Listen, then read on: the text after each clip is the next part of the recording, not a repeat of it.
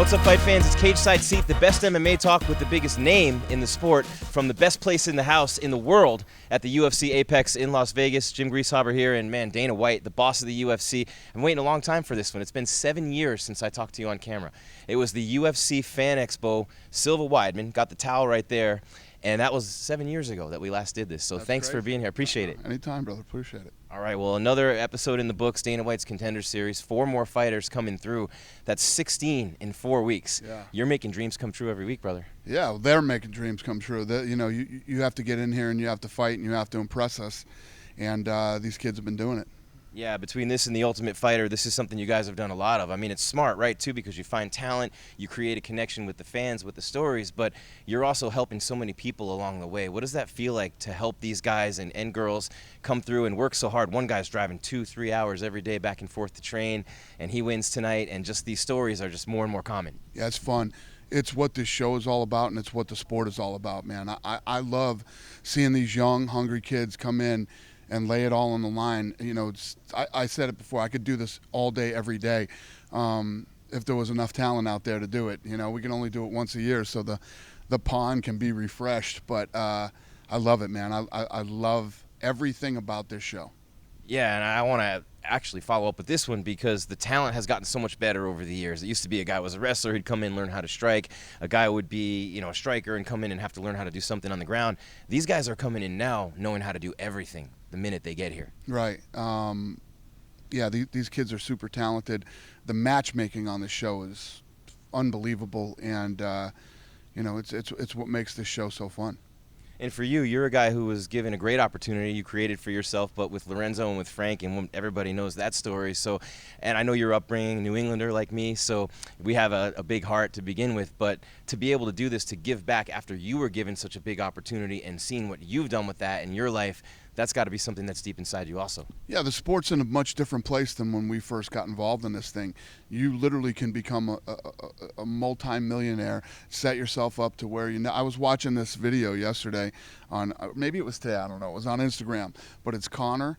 He's sitting on the beach with his son. He's like, whose boat is that? Whose boat is that? And he says, that's my boat. He says, you know, his son says to him, and it's a badass boat out in the middle of the ocean somewhere. I don't know where the hell he is, but yeah, I mean, that's how much your life can change by coming and winning and getting into the UFC.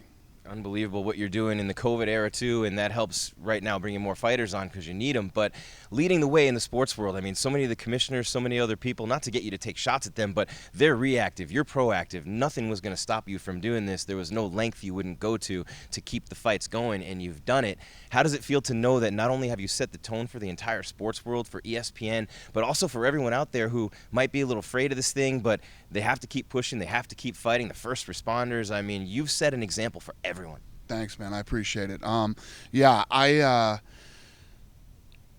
from day one with this business, Lorenzo and I had to figure out how to run this business without the help of anyone. And you know, I think a lot of these big leagues here in the United States have become very dependent on sponsors and networks. And while sponsors and networks are really good things, you know, you have to figure out if everything went wrong, if everything went south, how do we run this business and become self-sufficient? And that's what we always do. You missed the press conference in there, but I was just telling them that we just bought 10 acres over here, and we're looking at building a hotel next. So we'll have our own arena, our own hotel, and right on property, and we can be 100% self-sufficient if anything else goes wrong in this crazy-ass world we're living in right now. Why stop there? Why not a hospital? Yeah. We might. We have our own doctor. When the COVID thing hit, I was telling my guys, let's figure out how we build our own lab, and we do our own testing for COVID. And it's literally exactly what you said. There's no no. You have to figure out solutions. There is always an answer to every problem, and that's the way I've always been built. This is a completely unique set of circumstances with COVID. Obviously, nothing could prepare you for this, but the fight that you guys had to get this thing to where it was, and you talked about it with Tony Robbins, one of the best interviews I've seen him do, the things that you had to do to get it to the point to make the money and get that sale and your wildest dreams, biggest sport in the world, which you said from day one, nothing could prepare you for COVID, though. but I know that all those trials and tribulations and the bumps along the way and all the things you had to do to get here, they had to help you somewhat. No, you're absolutely right. Yeah, everything that we went through to build the sport, to build the brand, definitely set us up to be successful in the COVID era, 100%. All right, so I have to a story that Michelle Watterson told me when I was in New Mexico earlier this year, and it's a good story about you, and it's Tony Robbins is involved in the story, so you probably know where I'm going with this, but Michelle's daughter, Araya, was selling Girl Scout cookies, and all the other kids were getting help from their parents and their parents' bosses, so Michelle says, the hell with this, I'm going to call my boss, right? You want to take it from there? I think we still have Girl Scout cookies at the office. How many boxes did I buy? Let me tell you what, enough to feed a small country, and yeah, we were handing out Girl Scout cookies for a while, but and Tony bought a bunch too. You got Tony to so buy then a bunch? Tony Robbins saw that I had posted that and did that, and so then he came in and bought some too, and then I ended up connecting those guys together, and I'm pretty sure that they've become pretty good friends now too. What was stronger for you with the UFC? Your vision for where it was going to be, the biggest sport in the world, or your drive to get it there? I think you need both, actually. Both are very important.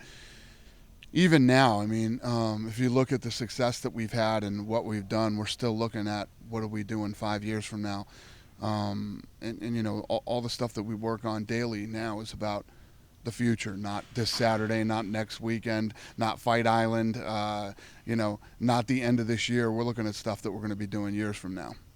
What drives you right now to this day? With all the success, everything you've had, what still drives you every single day? I love this sport. I love this business. I love winning. I love when people say we can't do anything. The negativity that I received from the media during the COVID era, and I've said this before, and I'll say it many, many more times, the weakest people on earth cover the baddest sport on earth. And I don't ever listen to critics, media, or anybody else. Their opinions mean nothing to me. I know what I'm doing, I know what I've done, and I know what I'm going to continue to do. So I block all that stuff out and don't listen to any of that. Yeah, you see it first, and then it just comes to fruition, right? It's a strong enough vision in your mind to where nothing will ever stop it. Yeah, listen, my upside is 7 billion. 7 billion people are on this planet, right? And I truly believe that we are all human beings. It doesn't matter what color you are, what country you come from, what language you speak. Fighting's in our DNA. We get it and we like it. And if I put on the right fight in the right place with the right people, everybody wants to watch. And what's different now than 20 years ago is I would have to go out and cut 1 million different television deals. Now with streaming, everybody can watch the same fight at the same time anywhere on earth.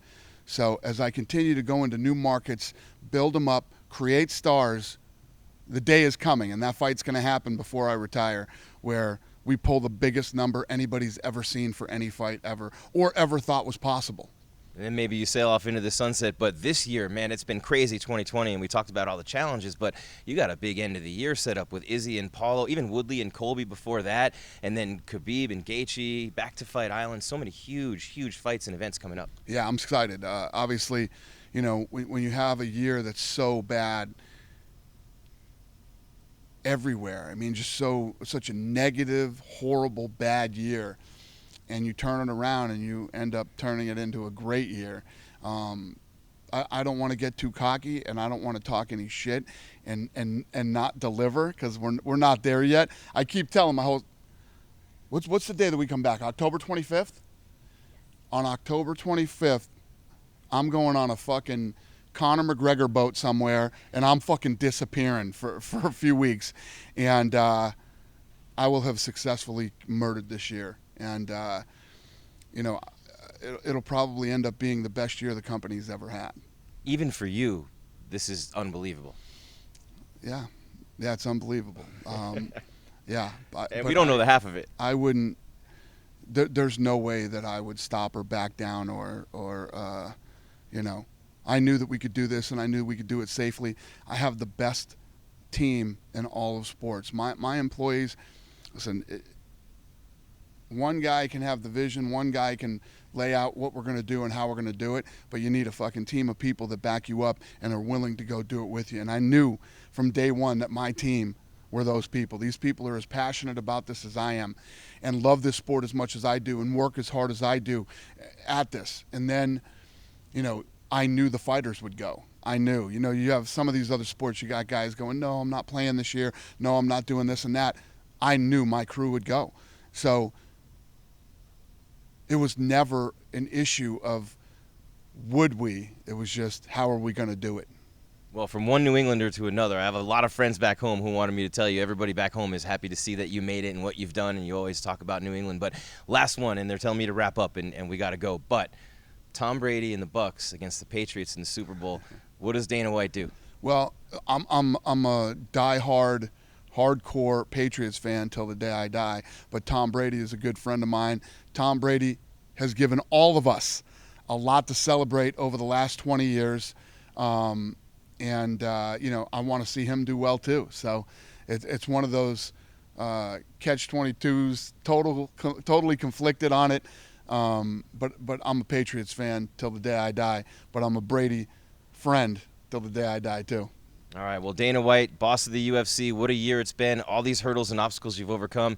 Congratulations, and thank you on behalf of all of us for keeping this going because, man, for a while there, we didn't know, but just leading that way and doing what you've done, what a year. Thanks, brother. I appreciate it. All right, there you have it. Dana White, the boss of the UFC, here in Vegas at the UFC Apex. Cage Side Seat, the best MMA talk with the biggest names in the sport from the best seat in the house.